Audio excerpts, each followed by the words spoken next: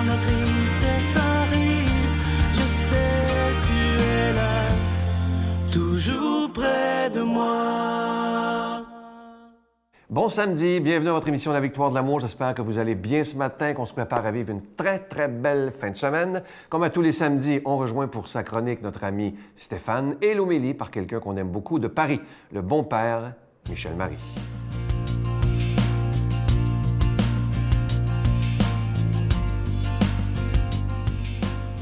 Bonjour à toi, bon samedi, bienvenue sur les chemins du cœur. La semaine passée, tu te rappelles, j'évoquais l'angoisse terrible de vivre avec un meurtrier invisible, microscopique, qui a pour prénom virus, COVID-19.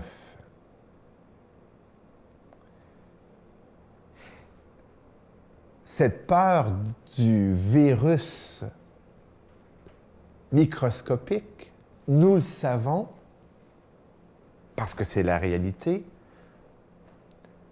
nous ne l'avons pas vécu uniquement comme une peur de l'air. Ça aurait été, honnêtement, on serait venu tout fou. Malgré tous les masques, la peur du virus n'est pas une peur de l'air, mais une peur du virus que l'autre peut me transmettre, que l'autre peut m'amener, que l'autre peut me souffler ou me toucher. Contamination. Et ça l'a eu pour effet, et ça l'a encore pour effet, que cette peur s'est transposée sur la peur de l'autre. Disons-le plus crûment, l'autre, la personne humaine devant moi, blanche, noire, brune, jaune, rouge, homme, femme, enfant, eh bien, cet autre est devenu une menace. Et, disons-le, cet autre, avec une caractéristique particulière, étranger, parce que, bien évidemment, j'ai rarement entendu des gens me dire qu'ils avaient peur de ceux avec qui ils vivaient. Non, on a parlé de la bulle familiale, de la bulle, les gens qui pouvaient vivre ensemble. Et puis, on n'a pas eu tellement peur. Je n'ai pas entendu ça. Je n'ai pas eu peur de vivre avec ma mère. Puis, je n'ai pas senti qu'elle avait peur de moi. Mais l'étranger, avec tout le sens que ça peut comporter, bon sang qu'on en a eu peur et que nous en avons encore peur. Ce qui a pu provoquer chez nous de grands réflexes, de nouvelles attitudes de vie. D'autant plus qu'on ne peut pas voir le visage. La peur de l'autre. Qu'est-ce que ça peut faire? Oui, sur les chemins du cœur, je te souhaite une bonne semaine. Notre Père qui es aux cieux, que ton nom soit sanctifié, que ton règne vienne, que ta volonté soit faite sur la terre comme au ciel. Donne-nous aujourd'hui notre pain de ce jour. Pardonne-nous nos offenses comme nous pardonnons à ceux qui nous ont offensés. Ne nous laisse pas entrer en tentation, mais délivre-nous du mal, car c'est à toi qu'appartient le règne, la puissance et la gloire pour les siècles des siècles. Amen. Mon Père, je m'abandonne à toi. Fais de moi ce qu'il te plaira. Quoi que tu fasses de moi, je te remercie. Je suis prête à tout, j'accepte tout, pourvu que ta volonté se fasse en moi, en toutes les créatures. Je ne désire rien d'autre, mon Dieu. Je remets mon âme entre tes mains. Je te la donne, mon Dieu. tout l'amour de mon cœur parce que je t'aime et que ce m'est un besoin d'amour de me donner, de me remettre entre tes mains, sans mesure, avec une infinie confiance, car tu es mon Père. Je suis tellement content de vous parler de ce magnifique cadeau du mois de mai. Vous savez que le mois de mai, c'est le mois le plus beau, le mois de Marie. Il s'agit d'un magnifique bracelet en cristal. Il est bleu saphir, orné de zircon, avec une médaille de la Vierge Marie et l'enfant.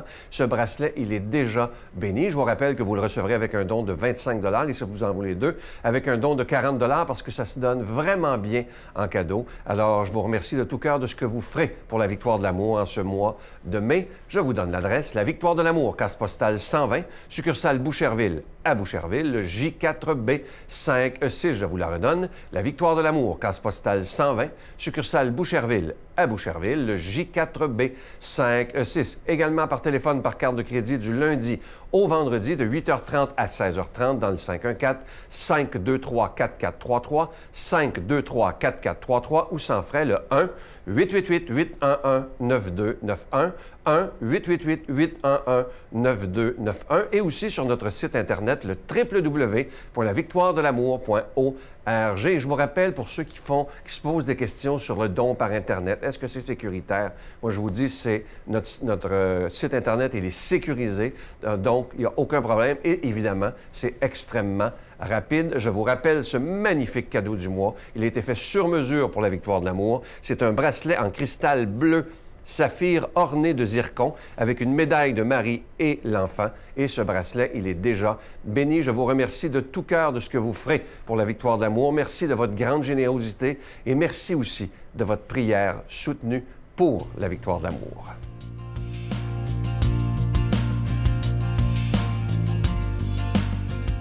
Mon Dieu, donnez-moi la sérénité d'accepter les choses que je ne peux changer, le courage de changer les choses que je peux et la sagesse d'en connaître la différence. Amen.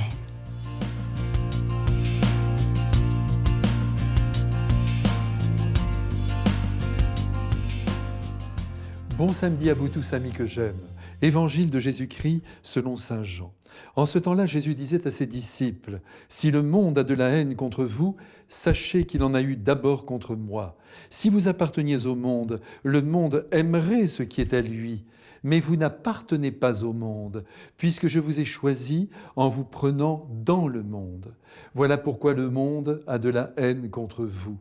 Rappelez-vous la parole que je vous ai dite, un serviteur n'est pas plus grand que son maître. Si l'on m'a persécuté, on vous persécutera vous aussi. Si l'on a gardé ma parole, on gardera aussi la vôtre. Les gens vous traiteront ainsi à cause de mon nom, parce qu'ils ne connaissent pas celui qui m'a envoyé. » Mes frères bien-aimés, nous voilà rendus aux dernières heures de la vie terrestre du Christ. Installés dans le cénacle, nous nous serrons contre lui alors qu'il veille sur nous en prévenant toute l'Église, l'Église présente et à venir, de ce qu'il attend. Car les mots qu'il prononce aujourd'hui ne regardent pas que les apôtres. Attention, ces mots sont pour nous. Ils racontent ce que nous subissons et ce que les générations futures vont devoir vivre. Sans jouer les persécutés, en nos pays, la liberté religieuse est encore assurée, ce qui n'est évidemment pas le cas partout. Nous sommes bien obligés de constater qu'être catholique aujourd'hui n'est pas si bien vu que cela. On nous traite de ringards, d'obscurantistes, que sais-je, d'ennemis du progrès, de la modernité, et en nous rangeant dans la catégorie des cathos, on nous maintient à l'écart, en cage, comme dans une ménagerie de zoos. À ce sujet, je vous en supplie de ne jamais plus employer ce terme de catho pour vous définir. C'est là un piège que l'on nous tend pour nous garder dans un coin et dans lequel nous sommes déjà malheureusement tombés. Non, vous et moi, nous sommes des hommes comme tous les autres hommes. Nous menons la même vie que tout le monde, sauf que nous croyons que Jésus de Nazareth est le Fils unique de Dieu, qui nous a révélé le visage de son Père. En outre, si nous ne voulons pas augmenter cette mise à l'écart que la société nous impose, l'air de rien, donnons par notre vie l'image d'hommes et de femmes épanouis, bien dans leur peau aimant la vie à plein bord, sans se mêler de celle des autres et surtout sans juger qui que ce soit. Cependant, malgré notre désir de ne pas former un groupe à part, il va de soi que professer le christianisme revient à imiter le Christ, à faire nôtre ses idées, à prendre les risques qu'il a pris en nous opposant à des idéologies, à des comportements et même à des orientations gouvernementales, voire des lois qui ne semblent pas travailler au bonheur de l'homme.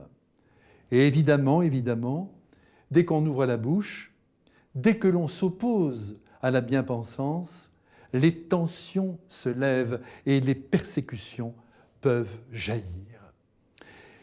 Et puis, nous savons plus simplement encore qu'en vivant l'Évangile à fond, en plaçant l'amour au sommet de toutes les exigences humaines, nous nous opposons, bien que nous soyons non violents, à une conception de la vie fondée sur le profit, sur l'accumulation des biens, sur les ambitions démesurées qui créent des injustices à l'appel et en passant du malheur.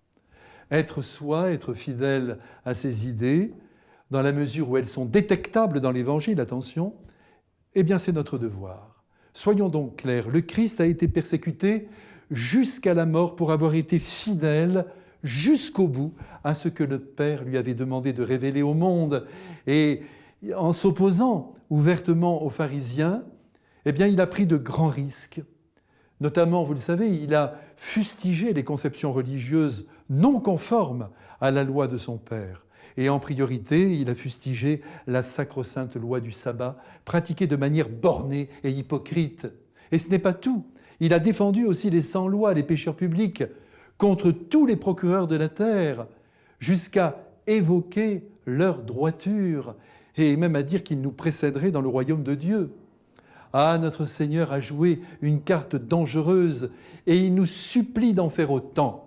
Qui suit cette voie sera un jour heureux dans le ciel, j'en suis sûr, d'avoir été fidèle au Christ, même s'il a été persécuté.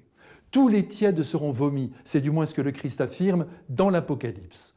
Cela évidemment ne signifie nullement qu'il faut chercher la bagarre en bannissant de sa vie toute nuance, pas du tout. Être nuancé dans ses jugements, c'est une preuve d'intelligence, mais à condition que les idées maîtresses contenues dans l'Évangile ne soient pas trahies à la seule fin de plaire au monde. Que le Père, le Fils et le Saint-Esprit nous bénissent et par là augmentent notre courage et notre fidélité. À bientôt. Amen. Je vous salue Marie, pleine de grâce. Le Seigneur est avec vous. Vous êtes bénie entre toutes les femmes, et Jésus, le fruit de vos entrailles, est béni. Sainte Marie, Mère de Dieu, priez pour nous pauvres pécheurs, maintenant et à l'heure de notre mort. Amen.